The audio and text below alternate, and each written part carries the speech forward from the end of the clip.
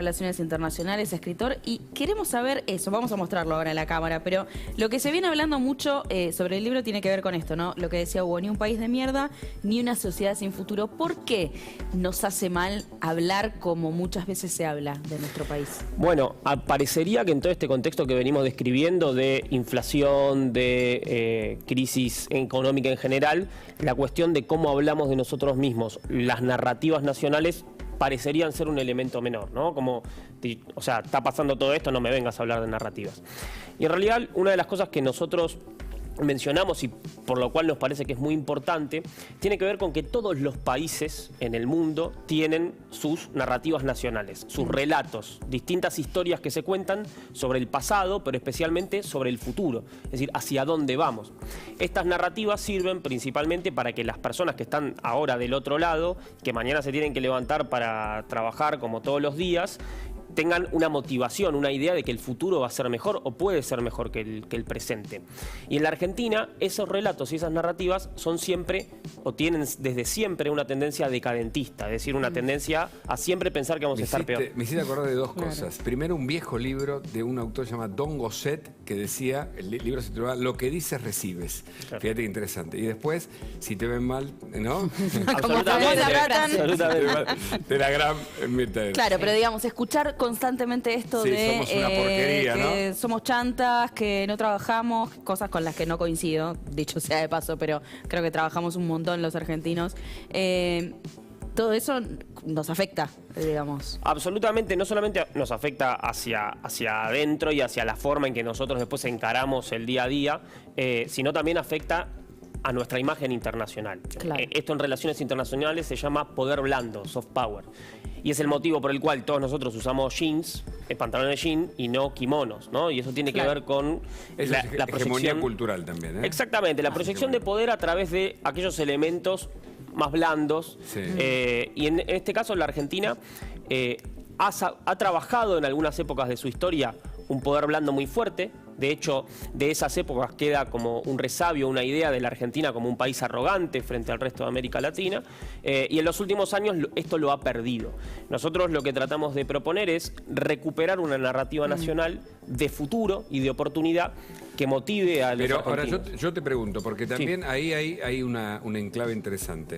Y es el siguiente. Está bien lo que dice Agus, que muchos laburan, pero hay como una cultura del pobrismo, del asistencialismo, de gerentes de la pobreza, que no saca a la gente de su lugar o que no ayuda a que salgan, sino que los mantiene ahí dándole cierta asistencia. Y esa cultura, digamos, se fue fomentando de algún modo y existe. Es decir, negarla o negar que tenemos una batalla cultural supone también decir, che, estamos bárbaros, o puede tener esa encrucijada, ¿no? ¿Me seguís, no? No, absolutamente. A ver, de ninguna manera podríamos decir que estamos bárbaros, o sea, lo hemos visto y lo vemos permanentemente, los problemas económicos que tiene la Argentina. Pero nosotros lo que proponemos de alguna manera es identifiquemos aquellas cosas que perduran en la cuestión de la argentinidad y que son aquellas cosas que diferencian a la Argentina de forma positiva.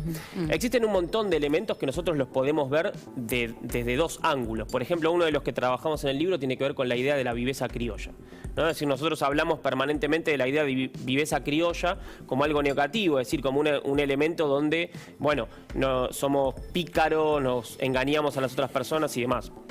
Y sin embargo, por ejemplo, este es un tema que se trata en el Martín Fierro, también la viveza criolla tiene que ver con una idea de astucia y una idea de, bueno, esta cosa de lo atamos con alambre y seguimos para adelante, la resiliencia argentina, son elementos muy importantes. Bueno, claro, está buenísimo, ¿no? ¿Cuánto de ese famoso concepto de la viveza criolla es lo atamos con alambre o nos adaptamos a condiciones adversas o es el reflejo del mal comportamiento de algunos, unos pocos, no sé si es la representación real de la Argentina, ¿no?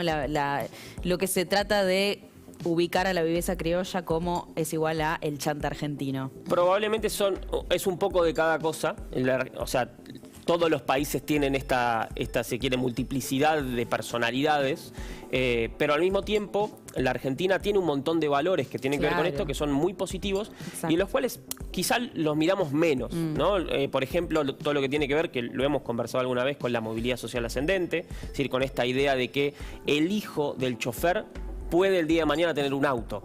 Y eso es lo que nosotros apuntamos y queremos como sociedad, a diferencia de otras sociedades de América Latina. Entonces, creo que hay algunos elementos interesantes para pensar la Argentina. De hecho, se busca mucho el talento argentino en empresas internacionales justamente por esa capacidad de adaptarse, ¿no? De resiliencia, digo, en situaciones adversas. Bueno, Facundo, Civilización y Barbarie, que el libro de Sarmiento un poco discute esto. Es la gran discusión de la identidad argentina también, me parece, ¿no? En un punto.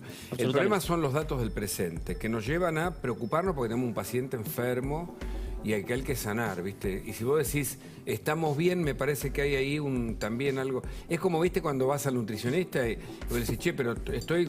No, estás bien. Y entonces no te corrige eso. Claro. Si te dice... No, me parece que es interesante también pensarlo al revés en una de esas. No, absolutamente. De hecho, venía escuchando ahí muy atentamente los distintos informes que se sucedían. Y la verdad, en algún sentido, parecería que la Argentina es un país súper estable, ¿no? Es decir, venimos discutiendo lo mismo hace 40 años, hablando de los mismos temas. Pero, viste, cada vez estamos un poquito peor y nos vamos degradando un poquito. La tapa, perdón, que se viralizó, vieron hace muy poquito, de un diario del año 89 que hablaba del tema de los alquileres, saqueos, inflación.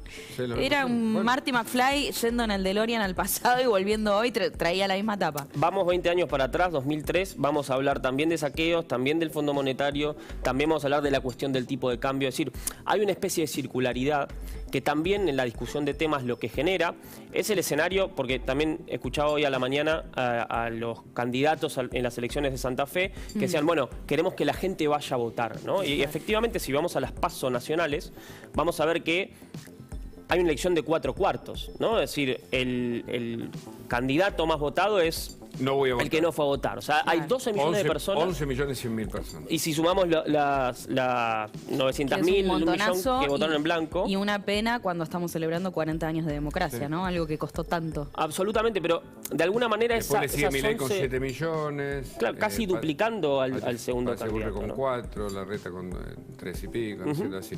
Massa, en realidad. Claro.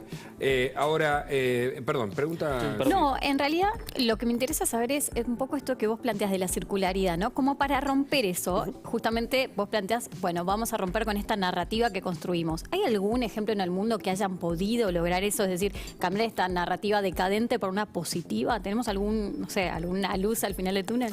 A ver, hay muy pocos países en el mundo, porque es una originalidad realmente.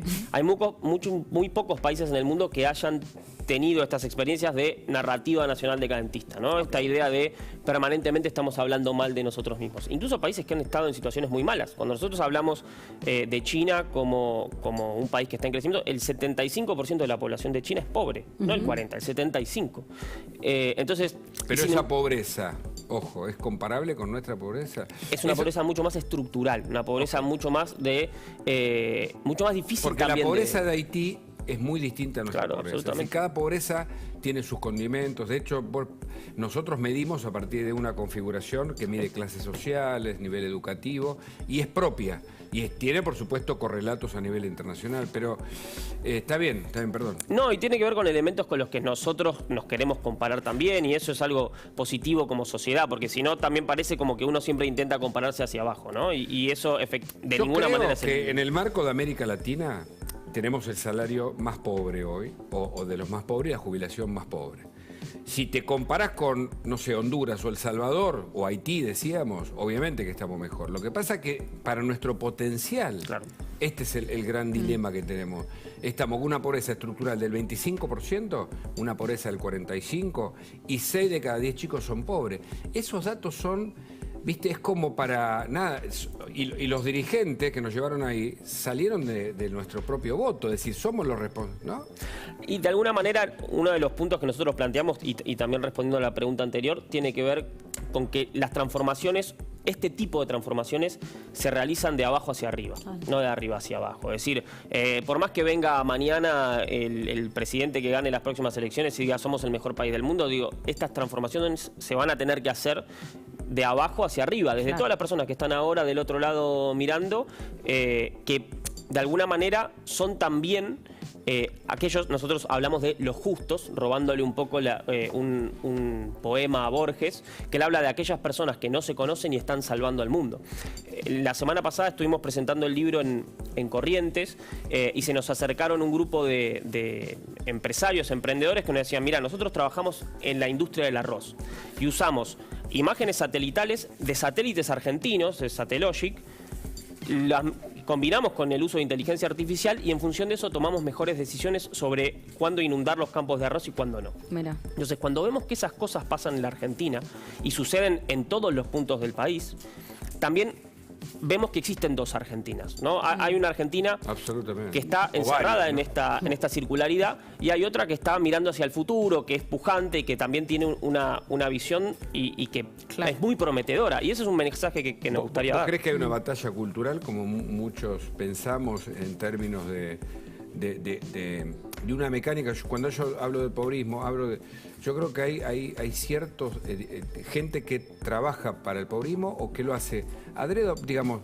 todo el sistema de mantener a la gente bajo esa limosna, digamos, es un problema que cuando en Estados Unidos empezaron en la pandemia a repartir cheques desde el Estado por obvias razones, sé que se generaron niveles de desocupación y mucha gente quería quedarse en su casa recibiendo el cheque y no iba a laburar. Esto es un fenómeno reciente que lo están estudiando ahora. Y eso tuvo que cortarse rápidamente porque si no, de nuevo, el asistencialismo te destruye, ¿viste? No, sin duda. Yo creo que hay en la Argentina un gen emprendedor muy fuerte. Venimos de 40 años de fracasos económicos uno atrás del otro y de estar permanentemente, como decíamos recién, discutiendo alrededor de los mismos temas. Entonces, creo que hay un punto muy importante más allá, obviamente hay un montón de cosas a solucionar antes de hablar de los relatos nacionales, eso es fundamental. Pero creo que hay un punto que es importante y que tiene que ver con lo que hablábamos antes de por qué hay 12 millones de personas que no fueron a votar. Y creo que tiene que ver con esto, que son personas que están diciendo, yo de esto me bajo, estoy harto de hablar hace 40 años de lo mismo. Y hay cosas muy importantes para discutir que no se están hablando y no se están aprovechando para hablar de la campaña. Entonces, si nosotros como ciudadanos no lo ponemos en la agenda, va a ser muy difícil. Está buenísimo eso. Un placer, siempre Gracias. charlar con vos. Volvemos a mostrar el libro entonces.